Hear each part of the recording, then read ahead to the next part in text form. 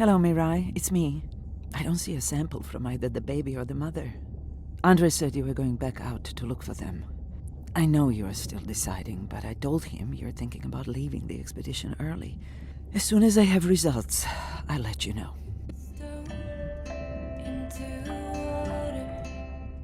Mirai, I think I have a location for the mother and baby. They were spotted just outside the research zone by those teenagers I was telling you about. Now, I don't have much data, but the report doesn't sound positive. I'll let Irina know as well. Hello?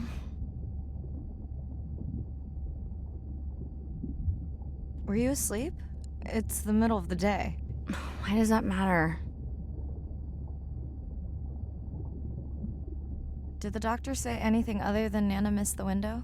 Not really. Did you ask him the questions I sent? Didn't seem to be any point. Listen, I'm exhausted. I'll catch you later, okay? Bren, please don't hang up. Bren? Okay. I let the air out. I disappear further and further and further down.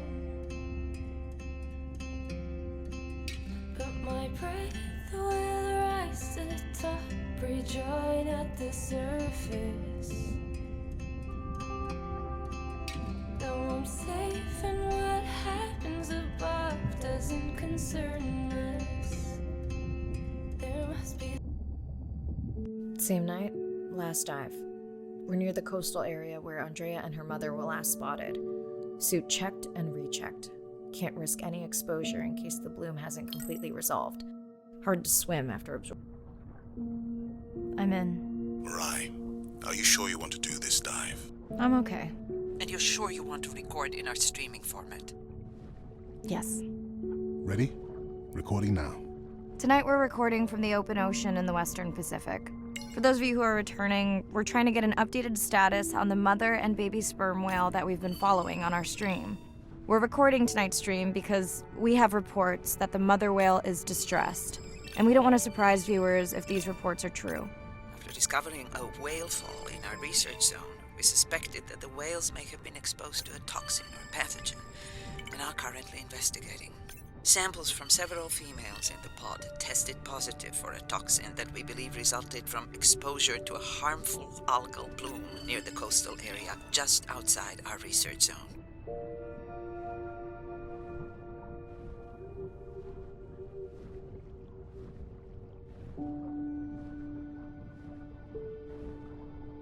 As I approach the whales, I'm going to turn off my mic, but keep on my video feed.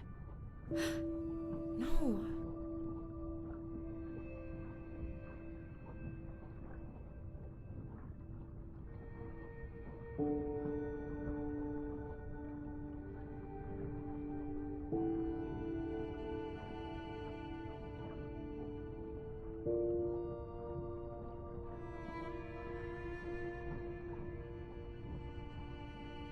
The whales that we tested showed low level of this toxin, so we do not believe they will suffer from long-term effects. However, we expect that the mother whale was exposed to a higher level and was also more vulnerable because of her pregnancy.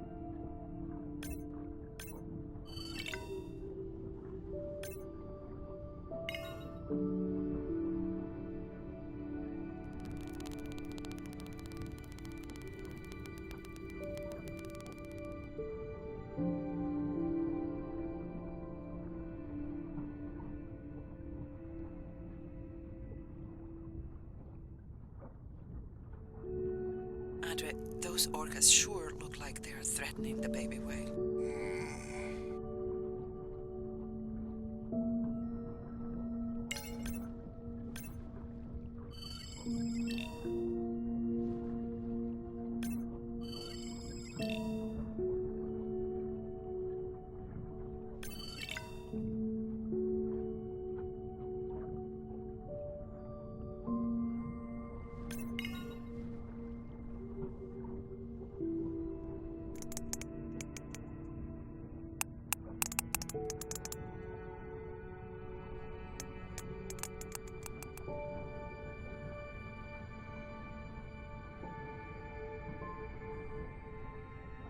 Stay close to your aunties. They know the way.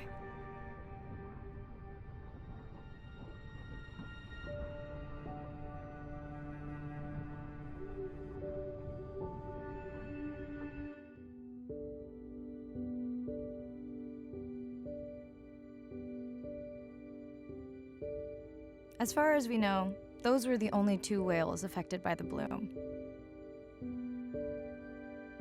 With all of Andrea's technology genius, he still hasn't invented a way to be in 2 places at the same time. Before my flight home landed, Irina and Andre had already confirmed the location of the harmful bloom.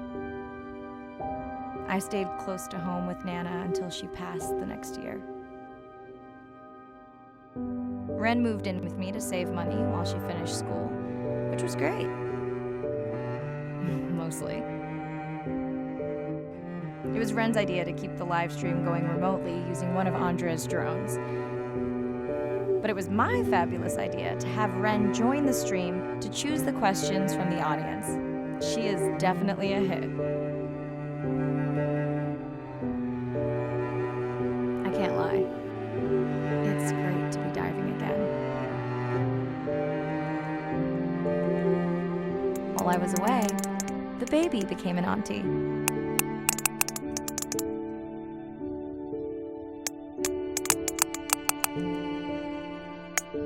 I think she likes it.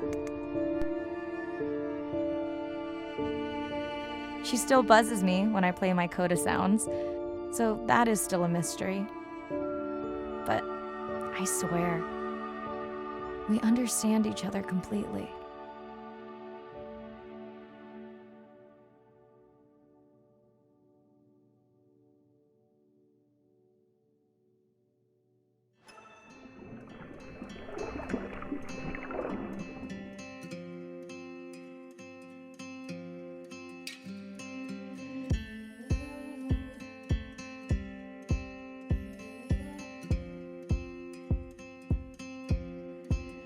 Like a stone into water, sinking to the bottom. I let the air out. I disappear further and further and further down. But my breath will rise to the top, rejoin at the surface. Now I'm safe, and what happens above doesn't concern us. There must be something in the water.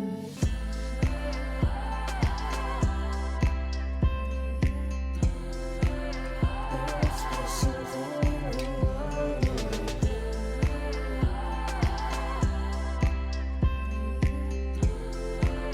There must be something in the water. Drifting, I'm not afraid of the silence.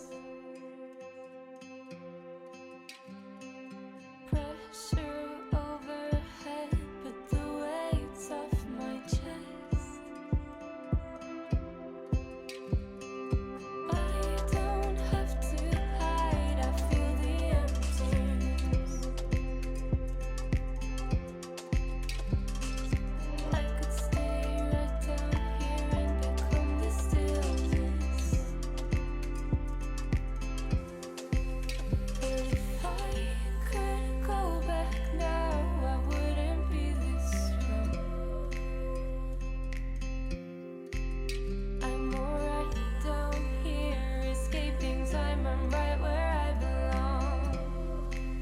There must be something in the water.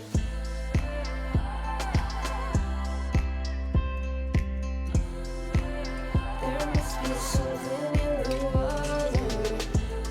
I disappear further and further and further down. There must be something in the water.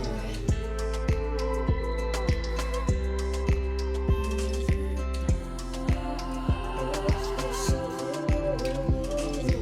I could stay right down here and become the still.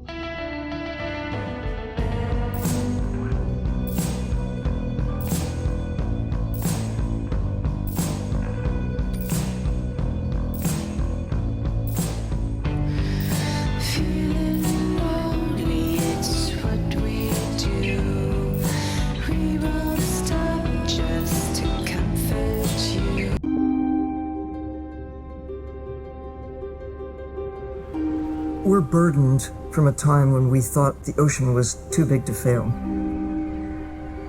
You can't take anything for granted. Even though the ocean is so big, it is sensitive.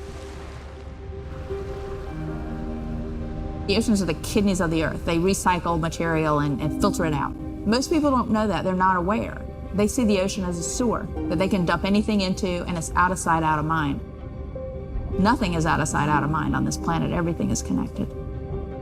We are absolutely in this mix of biogeochemistry, and our role, sir, has been consumptive and destructive. If we are to continue to have a planet that works, we have to heal the harm we've caused.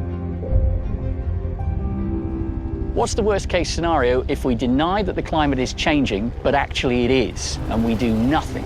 Then billions of people's lives will be directly affected just by sea level rise alone, let alone the other effects of climate change. So it's not about who's right, it's about the consequences of being wrong in the decision that we make right now. Educating everybody, from school children, fishermen, tourists, if we can manage to do that, we have a very good future and we can gain a lot from the ocean. If we could establish the foundation for interspecies communication, we can make first contact.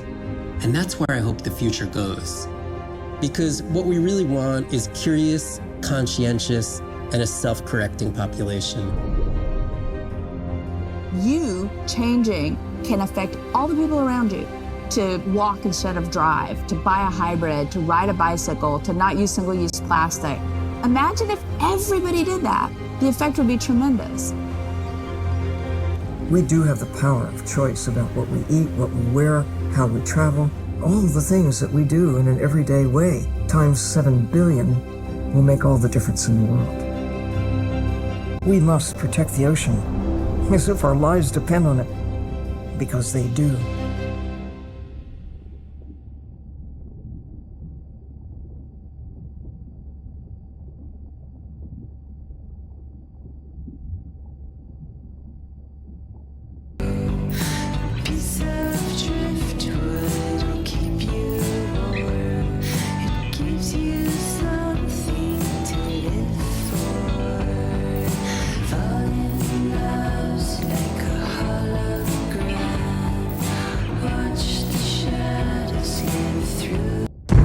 SO Nadir, hatch secure, life support running, and we are ready for the water. Oh, here she is. Look at the length of that thing. He is wider than the sun. Is long. No one has dived to 1,000 meters in Antarctica. My depth, 1,000 meters on bottom, over. As a scientist, I could tell you we discover something new every time we go out. That's been my drive, to discover things, to uncover mysteries that we can then solve. We're on a new frontier of ocean exploration that will bring out the explorer in all of us. We're partnering with the Ocean X Initiative to build a mind-blowing platform for exploration. A research vessel that's a one-of-a-kind ocean conservation and media platform to explore the world's oceans in ways that were never before possible, to create one big wave for the oceans. I think it's really exciting. There's still a massive part of this planet we know nothing about. We need to make people understand what we do in the next 10 years is going to determine what the ocean looks like in 200 years' time.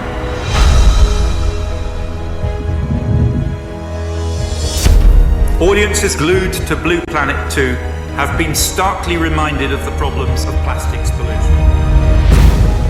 50 years ago, Jacques Cousteau and the Calypso managed to capture our imagination. Somehow we lost that moment. We have to get back that personal connection to the sea. The greatest era of exploration is still ahead of us. Exploring the ocean can help provide a piece to the big puzzle.